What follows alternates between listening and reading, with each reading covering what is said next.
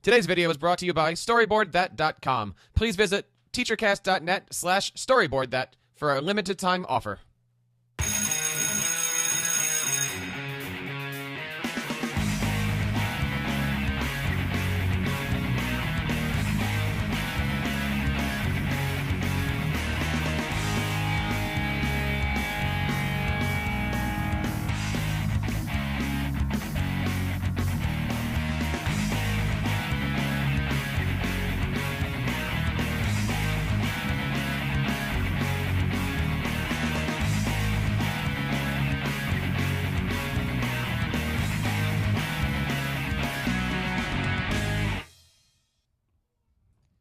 Good morning, everybody, and welcome to Tech Educator Podcast, episode number 61. It is a beautiful day here in Philadelphia. It is August 3rd. My name is Jeff Bradbury. Thank you so much for making TeacherCast your home for professional development. With me, as always, is my trusty co-host, Mr. Sam Patterson. Sam, how are you tonight? How are things out in California? And how was Google training?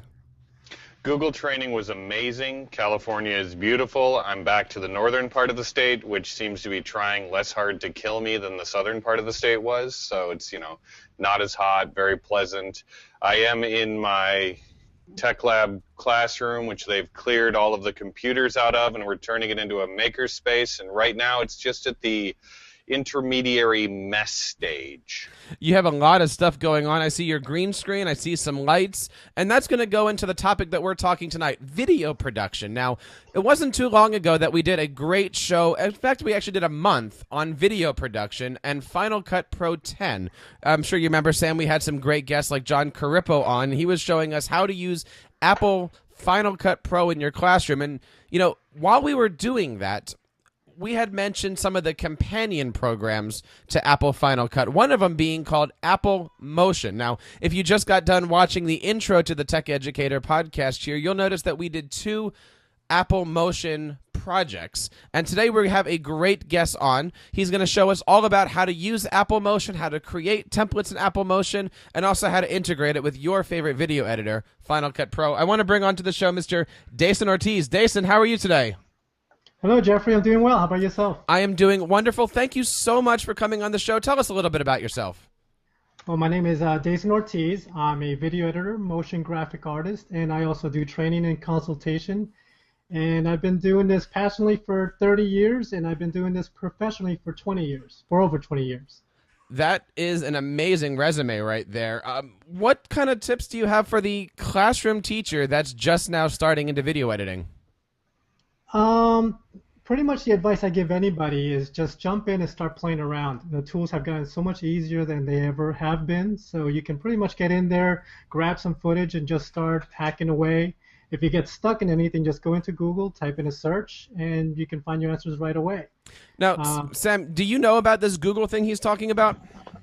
I know a little bit about Google, and what I know even more about is how important it is for teachers to constantly be trying out new things as digital content creators, which is why I'm so excited that we've got Deyson talking to us about these tools, because as he said, video production now is so different from video production a year ago. And when I first looked at creating videos for my class, it had to involve a lot of equipment and a lot of wait time, and you had to compromise on quality even then. But now, every day, our devices are more and more powerful. In fact, I just got this new YouTube phone. It's designed specifically for creating video for YouTube. I actually stole it from Google headquarters. What does the other side of that phone look like? It might look exactly like an iPhone 4S that I put a sticker on. Why you got to ruin everything, Jeff? Deyson, talk to us a little bit about Apple Motion. Why would somebody want to venture away from Final Cut and use Apple Motion? I wouldn't say venture away. You just want to use it with Final Cut. Good distinction. I think the strength with it comes that you can make an animation template just like you have in your opening, and it's something you're going to use over and over and over again. You just want to replace the footage that's inside those animations quickly, then you do it inside of Final Cut. So you first create your template, you create your animation inside of Motion, and then inside of Final Cut you can just swap out the footage easily and just render and you're done. Now, we're, of course, live here every single Sunday night at teachercast.tv. We have a healthy audience tonight. Want to give a big shout out there to Craig, Peggy, and all others out there. If you guys have a question, please bring it up in the chat. We will bring it up to Deyson. Deyson, could you do a little screencast for us? Show us what Apple Motion actually is. Sure.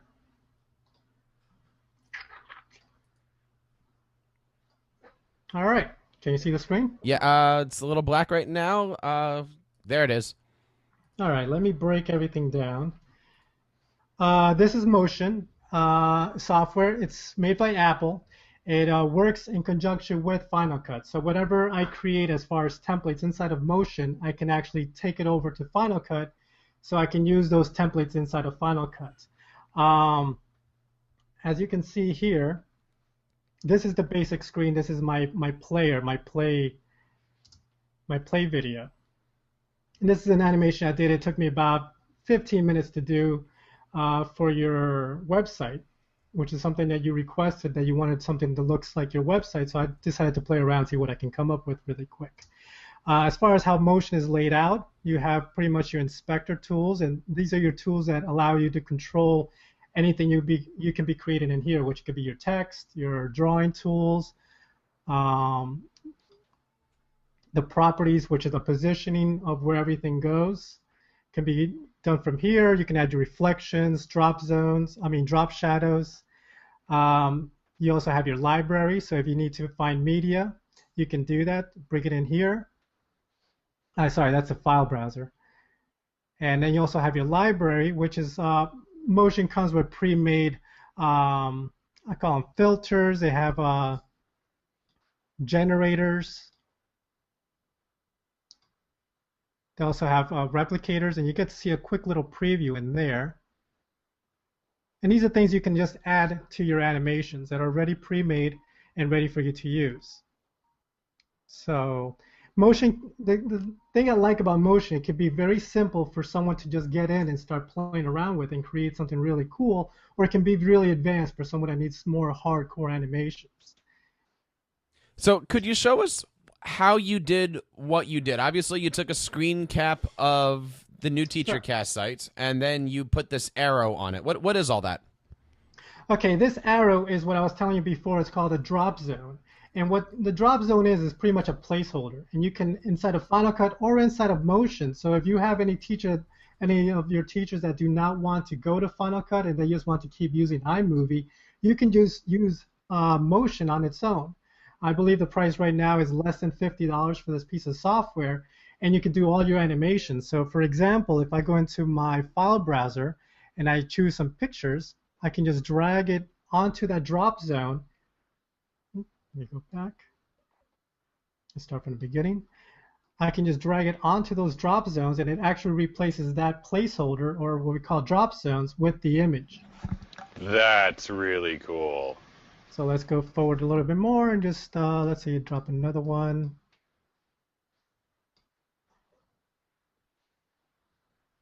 And here's another one here.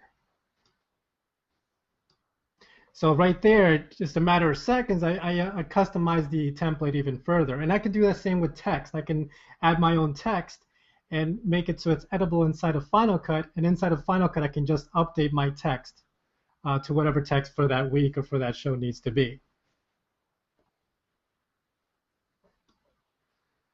So that's pretty much the basis of how drop zones work. And so then you also have this rotating thing going on. Correct. Anybody used to edit in After Effects to do compositing or Premiere or any of the other animation programs, usually we use what's called keyframing. And keyframes are just pretty much point of references. So if you want to move something from here to over here, there'll be two keyframes. First, you'll set a keyframe to tell the computer where you want to start, and then you move the timeline down a second, and you put another position, and then you add another keyframe. So in 1 second, you're going to go from one area to another. The beauty of Motion is that you do not need to use keyframes. You can just use what's called behaviors. And let me show you what I mean by that. And behaviors are just, I guess, how do I explain it?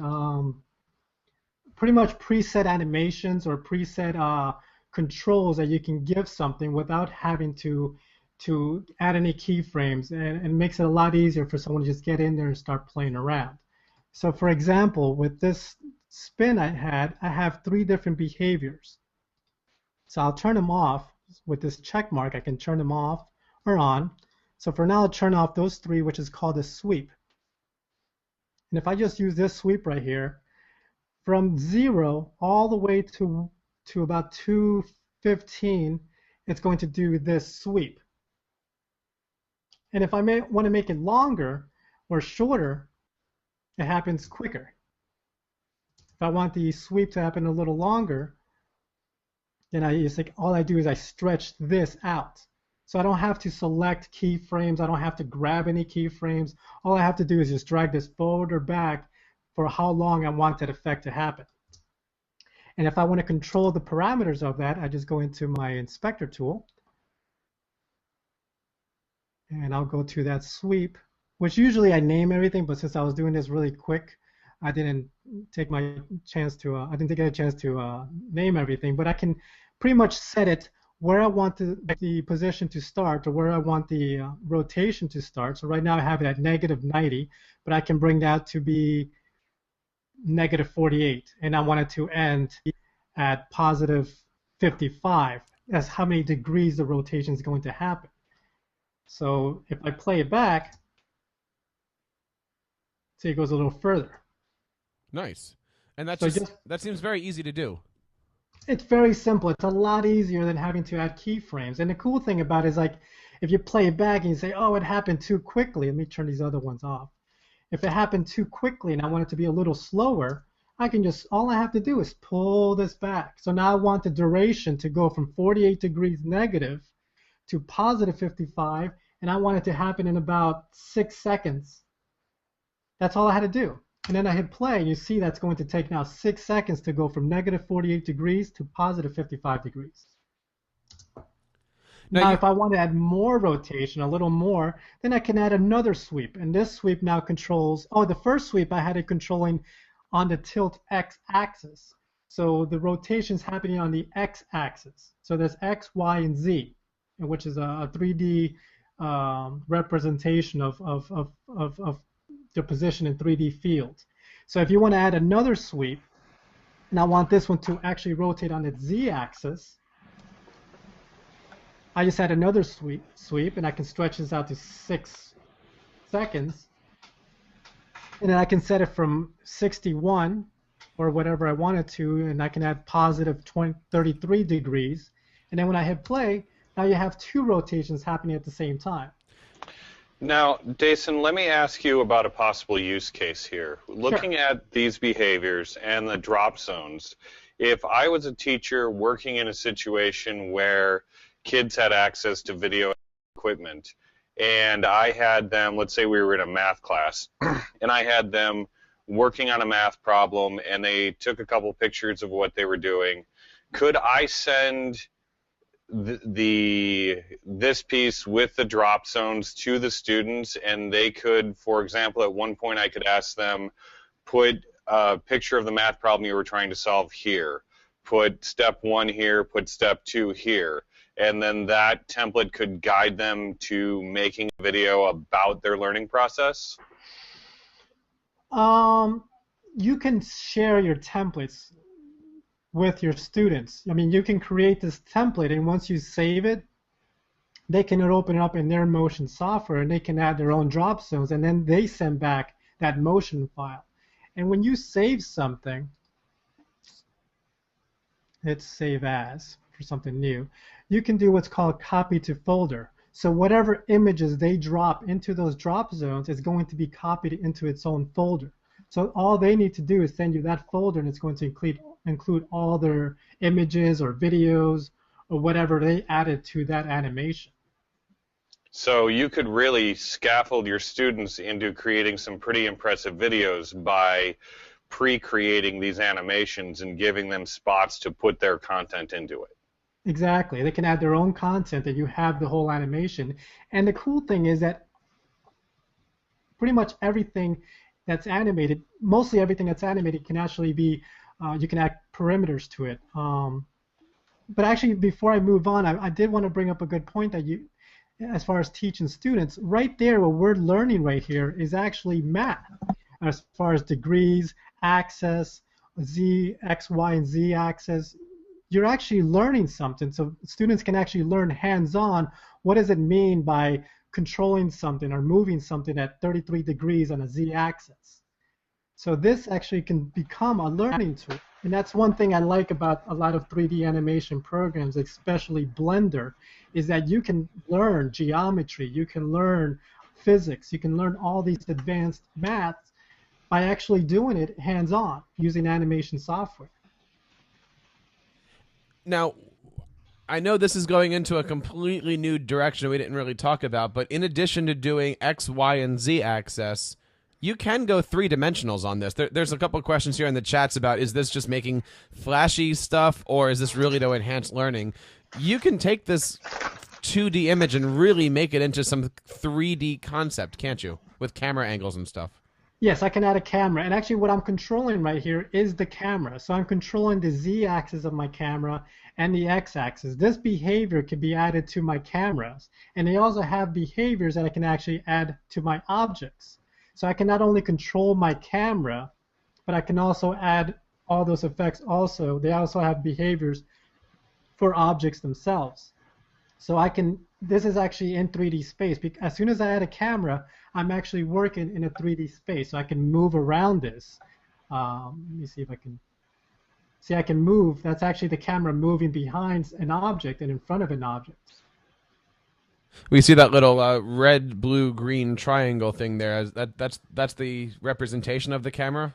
Yes, these are my camera controls. I can, position the camera up and down, left and right. I can rotate the camera around an object, around in 3D space, and I can also zoom in and zoom out, or move my camera in and out, or we like to call dolly in and dolly out. Deyson, it seems like to bring an object in and to create something like this from scratch, where, I'll be honest, it's a little intimidating. Once you kind of have the concept for how things work, it's not that difficult to pick up. I mean, the idea of drop zones and the idea of spinning things and behaviors. Could you back out of this a little bit and talk to us about some of the templates? I know, when we made our Final Cut video earlier this year, we used one of your templates.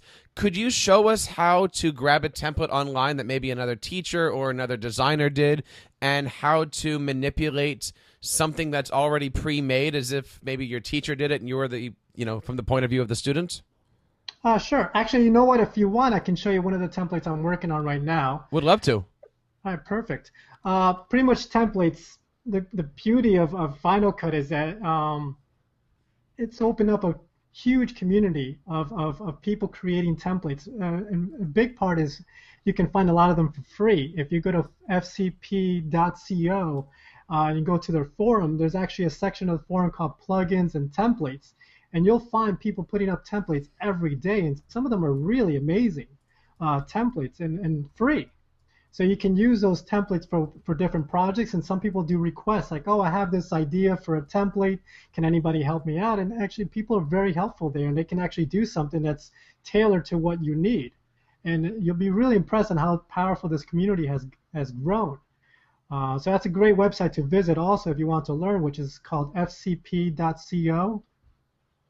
We will make sure that we have that in the chat notes. While you're getting your other template in, let me bring Sam into here. Sam, now there's a lot of stuff that, we have a very healthy chat room right here, and it's really revolving around classroom use. I mean, a lot of people right now in the chat room are saying, why do I need this? How do I use this for, in the classroom? We don't have all this stuff. It's expensive. And, it's true. You can go onto Google and do free video editing. You can use Keynote, which is free, and do animations. We video people like to defend Apple and say, well, it's $300, but Final Cut Pro 7 was $1,000.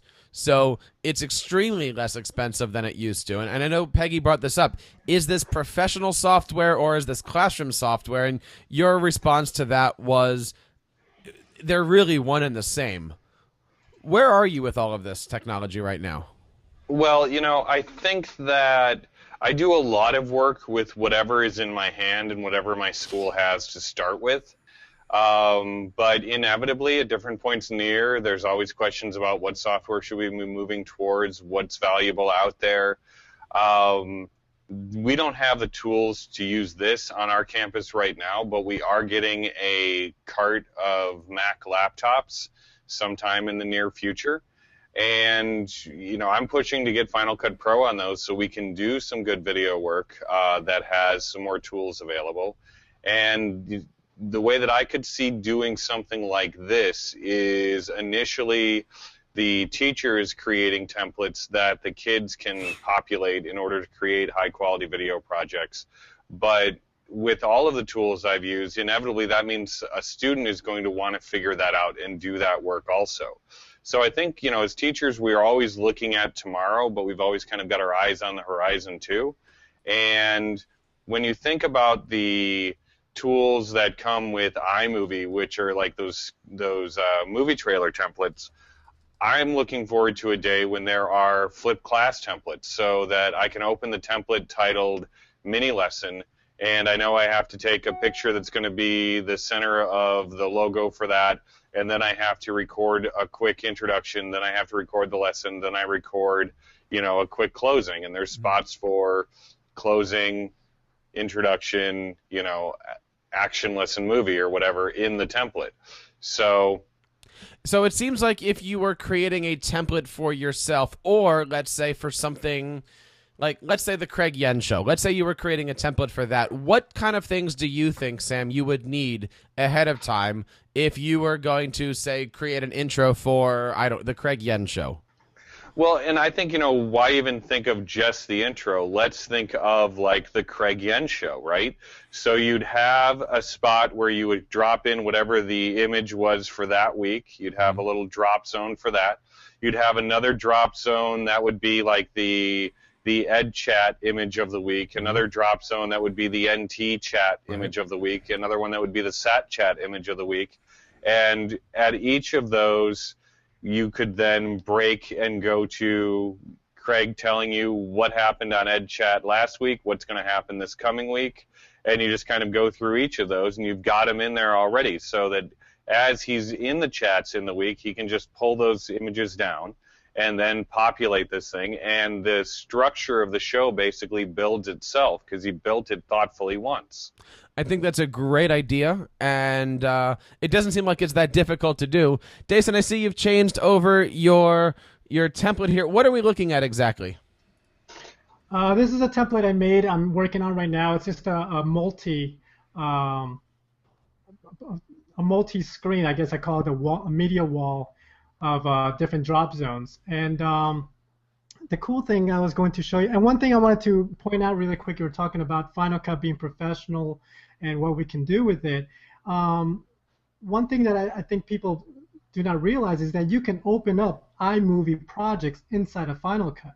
So if you have a classroom and you want to save on the budget and not have to give Final Cut to every student, you can just start on iMovies and have one person that's really good at Final Cut and have everybody else start doing rough cuts or entry cuts to a production. It could be a short little movie or an instructional or whatever the student's working on, and actually open it up inside of Final Cut and then just do the final edit inside of Final Cut. So what does this template do here if you hit the play button? All right.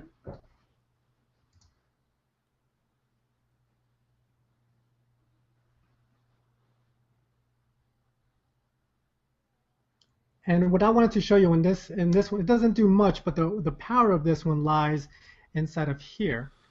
So that could be, Sam, like for Craig to have multiple shows and multiple chats, he might use a template like this. Right. Maybe that template has the image from each of the chats he's going to talk about, and it just zooms him back and forth. Well, I also added parameters to this template. So if you don't have 12 images, you can go from 2 all the way up to 12. So if you only have, let's say, 5 images or 6 images, you can just drop it down to 6. So it's going to automatically populate, this one being number 1, all the way to 12. So this is customizable. And I just wanted to show you with this template that all these parameters are published. So once I create my template, I can go in there and say, okay, what do I want to be able to customize inside of Final Cut? So all these settings will show up inside of Final Cut. So you can make it as complex or as simple as you want. So for example, I wanted to change the border color. I can change that right here. Or inside of Final Cut. I can do it in Motion or in Final Cut. You don't need Final Cut to use templates. So you don't have to use Final Cut. You can just use Motion, which is less than $50 to create these kind of animations and then export it and use iMovie, Premiere, or whatever editing program you want. If you want to change the background color, you can do that too. You can turn off the background if you want it to just be transparent. You can turn off the reflection, leave on the reflection. So what I was trying to explain is that once you create an animation, you can add parameters to different settings on your animation. So I can adjust the width on my drop zones. I can adjust the roundness. And I can add more and more. I try to keep my templates as simple as possible. And if people want to add more customization, they just have to go into the actual layer. And they just can, for example, here, if they want to add a parameter to the opacity, all they have to do is click on this little arrow here, and then click Publish. And when they click Publish, that setting will automatically show up inside of your project. You see right here? The opacity parameter. So that parameter is going to show up in Final Cut or inside of Motion. It's all set right here. So nobody has to really dive into the actual animation itself. They can just go into the parameters. Two questions that came up here when you were talking about that. Somebody says, can you use Apple Motion with iMovie instead of Final Cut? And I think the answer is it's a yes and a no, right? If you make a motion project, you can export it and then put it into iMovie, right? But you can't do some of these technical things. The technical things, what I would do if I use them on iMovie, and you never know, Apple's always changing things. I wouldn't be surprised if eventually you can. That's just going to open up their market even further. And I wouldn't be surprised if that's what they're probably working on right now. But what I would do if I'm using just iMovie is I would use Motion to drop in my drop zones, just for example. And once I have them all in, set the colors, set all the parameters the way I want, and then I just go into Share and just export the movie. And then I just bring that movie into iMovie. So it's just one extra step, and if you want to change it, just go back into Motion and do it. But like I said, it's less than $50, and it's a one-time payment instead of doing like a subscription base, which other software is doing. They have to pay every month, which can, it can accumulate after a few years. With this, you pay $50, and you can just use this and then export the movie and bring it into iMovie or whatever software you're using. The other question here, and I'm glad you were talking about publishing, and this might go a little bit too technical here, but if a teacher was creating a template for their kids, they can, of course, choose what parameters the kids are allowed to adjust, right? Correct. You can have as many or as little as you want. And I try to keep mine as simple as possible just to make it easier for people to get in there. But if they want to, if they download it, or if you download a template from whatever place you get your templates in, you can go in there and add your own parameters as well. If you say, I want to add more control and more wow or more finesse to it, you can. So you can take them off or add them on as well. So Sam, just as a practical thing here, if you were doing this with an elementary class, you might want to not publish as much as possible and just tell your kids to add pictures to the drop zones. And then maybe when you come around to like chapter 2, then you can actually do some changing of the drop zones and moving color and then adding text.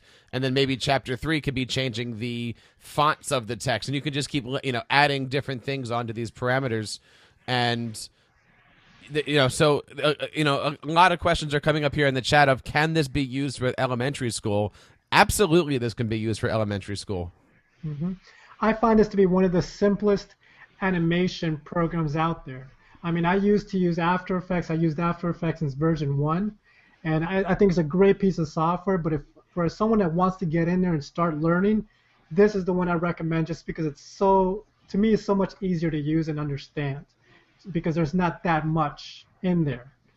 So before we get into our next topic, which is going to be crossing motion and Final Cut and how all that marries, back to the iMovie idea, can you show us a little bit about exporting? Because there's a lot of different options when you export. Do you export in high def? Which kind of high def? Do you do it?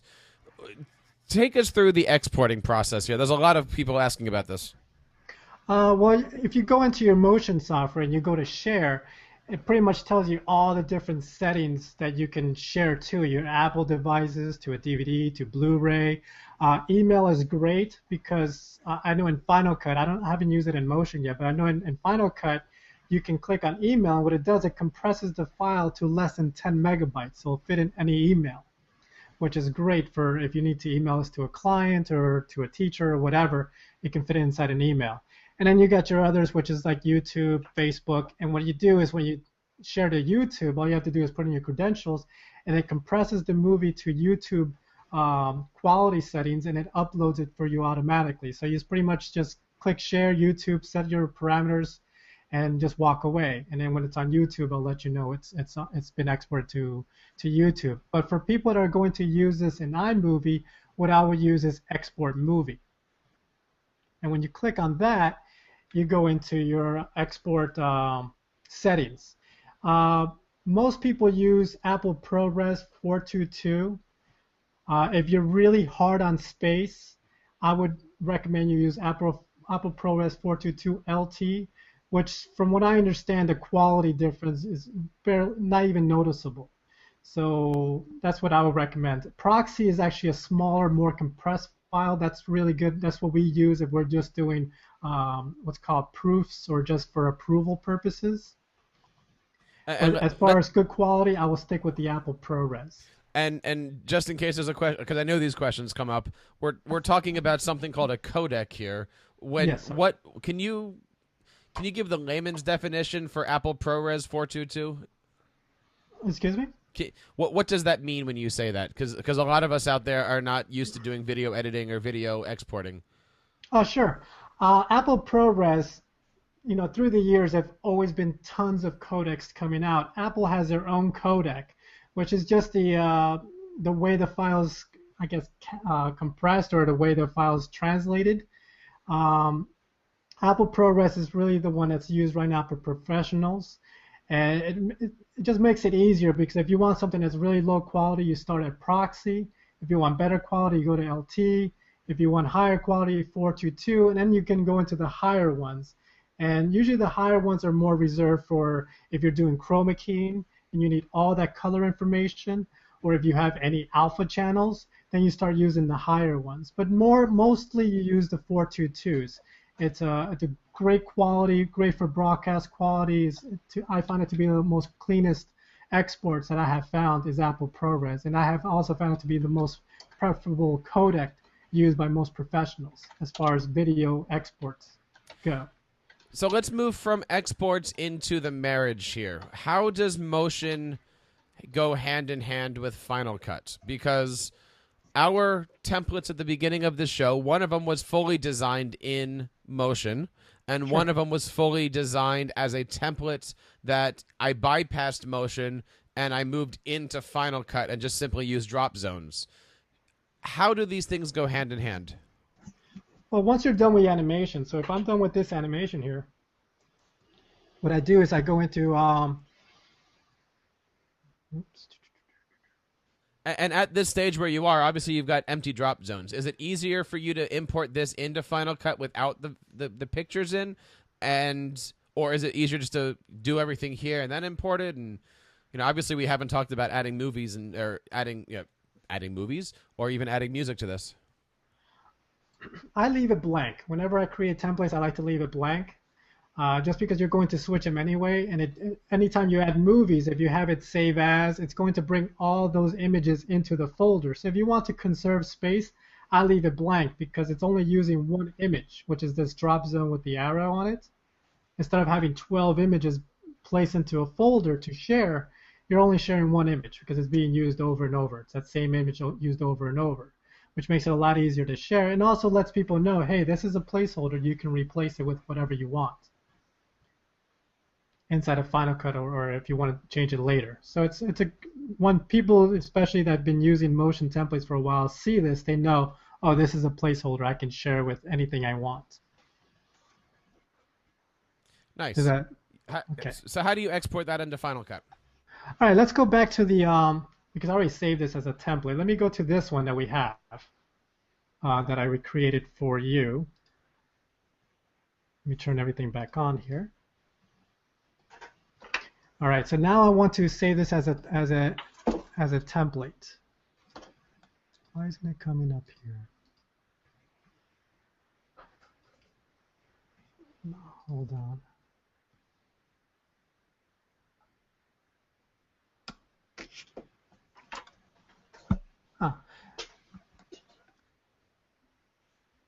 Let me reboot Motion. So for some reason it's missing. Give me 1 second. Sounds great. Now, Sam, how do you see programs like this being used? I mean, is this something here that, I mean, would you ever go into an ed camp and demonstrate this, or is this something that you really would probably want to do like a hands-on one-to-one workshop with teachers? I'd want a longer hands-on workshop where they actually had it in front of them so that you could first have them playing with the template that's created, then thinking about what template they would want, and then actually giving them time to start on building that template. An ed camp, I think, is a little too informal. This, I would like a first experience with this to be, probably a 2-hour workshop so you have actually time to get all the way through the process of, creating something, even if it is something really short. And could you see yourself using a program like Apple Motion to make something along with the EduPuppets? Definitely. I mean, I think that as I'm looking at the video blogging that Waka does, a template like this would be a great way to build that episode so that each time I was going in, I was just essentially dropping the content I wanted into the right spot and not having to go through building the visual look of each episode every time. Neat. Templates are really powerful, and typically a lot of teachers stopped using templates when they gave up their blackline masters in the photocopy machine. But there's no reason that we can't push templates at kids for books that they're creating, for blog posts we want them to do, and, as we can see here, even for movies we want them to make. We're here live on TeacherCast.tv with Deyson Ortiz. Deyson, take it away. Show us a little bit more about Apple Motion. All right, perfect. First thing I do before I send this to Final Cut, I just make sure everything's prepped. So I just want to make sure all my drop zones are published. So I just click on my drop zone layer and go in here and make sure it says publish. Go to the next one, publish. Just make sure they're all published. And what that does is pretty much telling Final Cut that these things are drop zones. So let me just make sure all those. Okay, that one was already published. And one thing I just want to do really quick is this this red rectangle. I want to publish that color. So in case I want to change that later in Final Cut, I can publish that too. So I'm going to click publish. And that's pretty much it for now. So I'm just going to save this just for safety. And then I'm going to go to File and then Publish as Template. Publish a template. Click on Publish Template. And then I give it a name. And then I'm going to put this in my library called, I'm going to publish this as a Final Cut Generator. There's a couple questions on here. You have your screen in full screen mode? Is your box in full screen mode right now? My screen? Yes. Yes. Okay, that's why we're not seeing all the drop downs in the file. Everything that you're explaining is actually not coming through right now. All right, let me do it again. No, well, it's okay. It's okay. I'm just letting you know that we're not seeing that stuff. Oh, the reason is because I think since they're pop-ups and I'm just sharing that application, so let me just change the screen share to be the whole screen. It's okay. We can go on because we're running close here. Okay, sorry about that. All right, let me go back. All right, so I'm just going to hit publish. I'm going to save as a publish template. I'm just going to let you know what I'm doing. I'm going to give it a name. I'm going to call it TeachCast. I'm just going to give it a category, which I'm going to give it something that's pre-made called Motion Master Templates. And I'm going to put inside a theme, which is going to be, I'm going to put it under free templates. And then I'm just going to select publish as a Final Cut Generator. So that's where I'm going to find it, is under the Final Cut Generators. and then click Publish. And that's it. Now I'm going to share my screen inside of Final Cut. So let me go back in here, Screen, Share, Final Cut Pro. All right, so you can see my Final Cut? Yes. All right, perfect. I'm going to go into Generators, and now I'm going to go into Motion Master Templates. Oh, sorry, Generators. I was going to the Effects. And now I'm going to look for that Teach Cast. So it's right here. Now all I have to do is either double click or just drag it onto my timeline.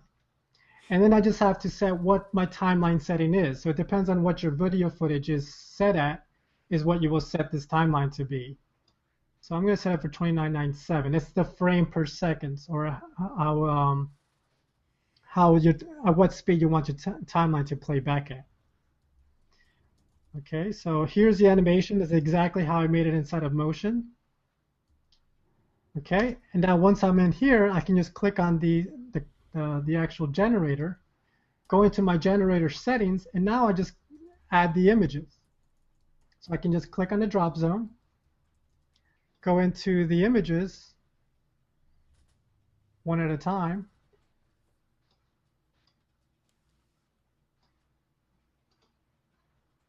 and let's add one more here.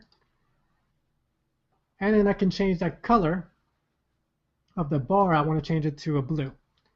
And just click Apply Clip. And as you can see, all the images got added to that animation. And you see now that bar is blue. And if I want to change that text, all I have to do is go in there and type in the new text. You know? That seems really, really easy there. Yeah, the text is published. So I can now actually go in there and I can change the font. I can, change the position a little bit. And same thing with the drop zones. I just have to double click on that drop zone and change the position if I want to as well. I don't know about you, Sam, but I feel like writing a blog post now about roller skates. Definitely. And all these images I got from Gratisography.com. They're free to use for commercial purposes. So I love their photography. Say that one more time so we can copy that down. Sorry, it's Gratisography. Right here you can see it. So it's Gratisography. And they share their images for commercial or personal use, and they're beautiful images. I use it for my demo purposes. Nice. Actually, if you can do us a favor in the chat box here, if you can type that in, we'll make sure that it gets on the show notes. Sure, no problem.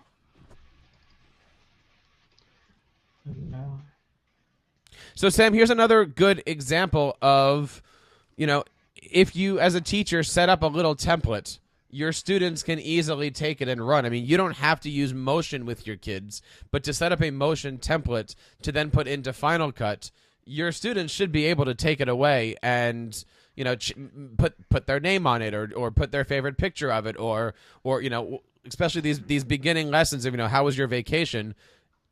These are really, really simple, easy things to get even an elementary school student to do.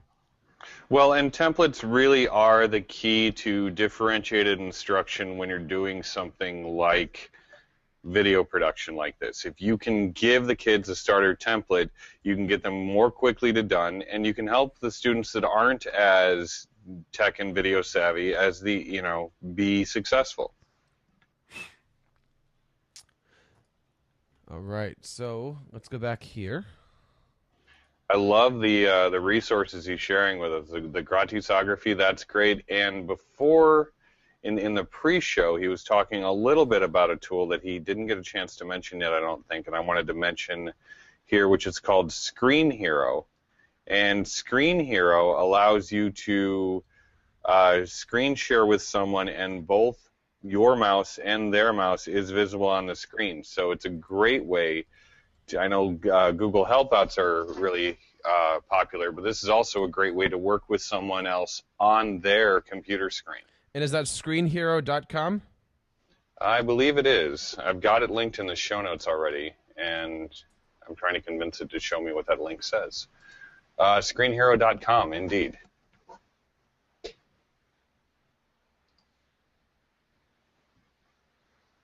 That's a great tool to use for teaching or for showing somebody something because both mouse cursors are on the screen at the same time, so it's very easy to show people how things work. And you put the movement in the hand of the learner, which is what you were talking about before. Instead of you doing it for them, they're doing it, and you can just point to things on the screen. Does Screen Hero make screencasts? Does it record the screen? As of now, I think that's a feature they're going to add, but as far as recording, I just use ScreenFlow, and I do my recordings and my tutorials. Got it. That's ScreenFlow is what I use too, and it's not cheap, but it's a really, really good ScreenFlow recorder. One of my favorite features about that is that it takes all your desktop icons and makes them disappear, so you actually look neater than you do. Really, really neat. Deyson, thank you so much for coming on. I mean, there's so much here in the world of Apple Motion. I would certainly, Sam, I would certainly think this would be a great topic that we can re-hit in the future here. I mean, just as far as having Deyson come on or have other guests come on and talk about template-based things, there's a lot of neat stuff going on here. And obviously, looking at the chat room here, there's a lot of good questions around this. Definitely. Deyson, tell us a little bit about some of the work that you're doing. We were looking at your website. You do full-blown, like, professional commercials and stuff. Tell us about those. Sure. Yes, I do commercials. I've been working remotely for, about 6 years now. So pretty much I work with producers from different parts of the world, and they send me pretty much their footage, a script, and we go over what they need, and I just create a commercial for them. You can find my work at Deyson.com, Deyson.com. And I do everything from infomercials to short TV commercials to documentaries and whatever a person needs. And also do training consultation as well. How did you get started with all of this? Is this something that you started when you were elementary school, or is this like just a passion that kind of grew out? Yeah, I started when I was, I'd say about elementary school, doing movies on the weekends with my friends, little scripts, little movies. So, and I just kept going at it. Nice. Let me ask you to get off your screen share real quick there. Sure.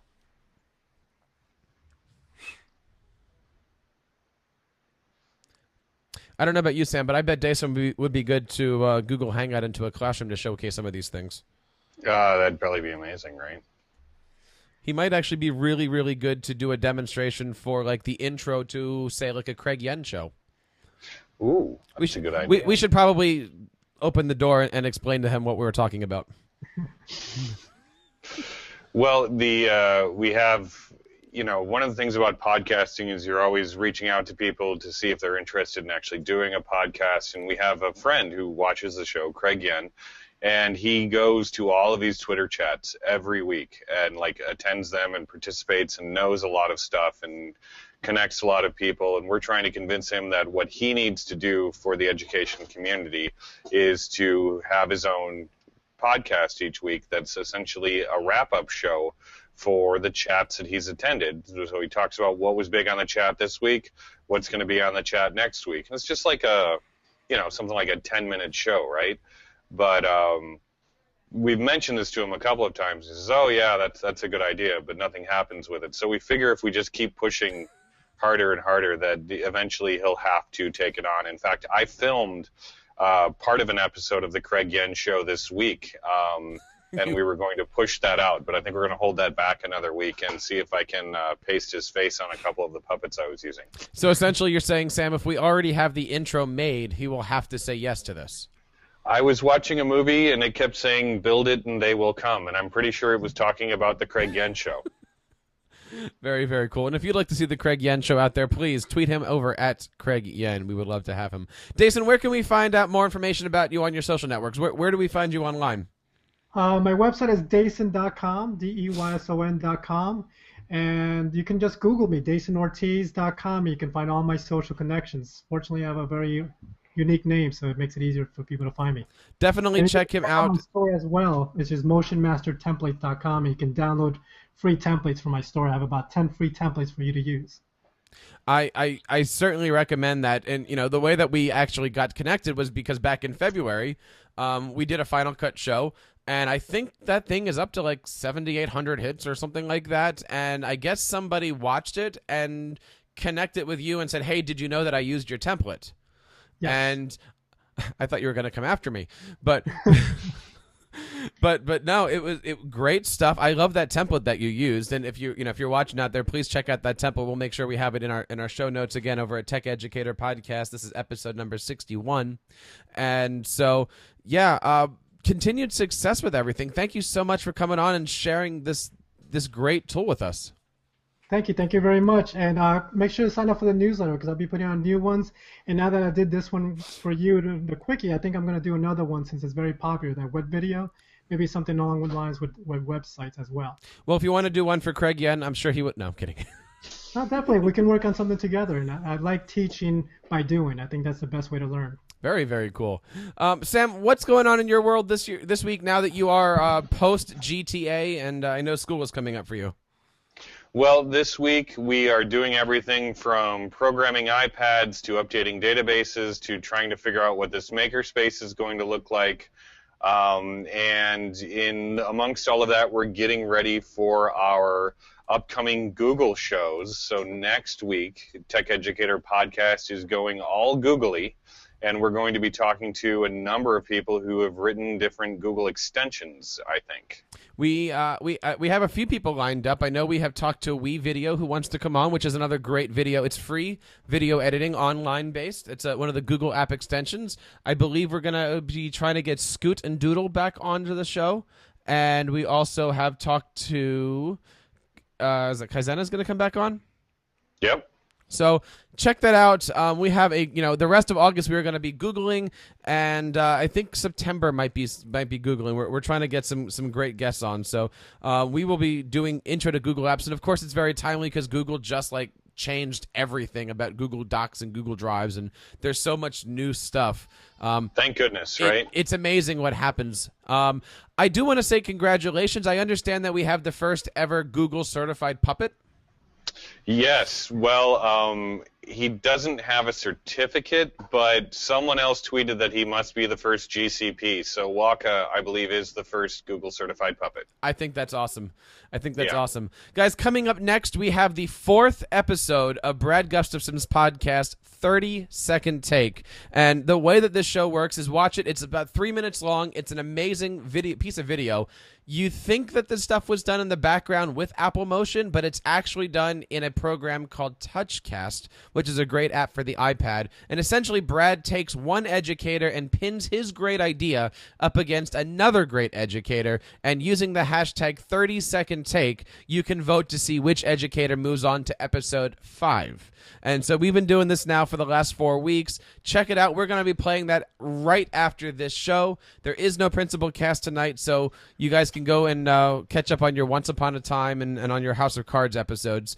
One more time, Deyson, thank you so much. Check him out, Deyson.com. Sam, mypaperlessclassroom.org. And, of course, please check out the brand new TeacherCast website. We are so close to being finished with it for the summertime and moving forward with everything. Want to thank everybody out there. Want to thank Craig and Peggy for being great audience members, and everybody else. I saw people popping in. We are here live every single Sunday night at 7 o'clock as the Tech Educator Podcast. Thank you so much. Enjoy everything, and enjoy the rest of the summer, folks. See you next week.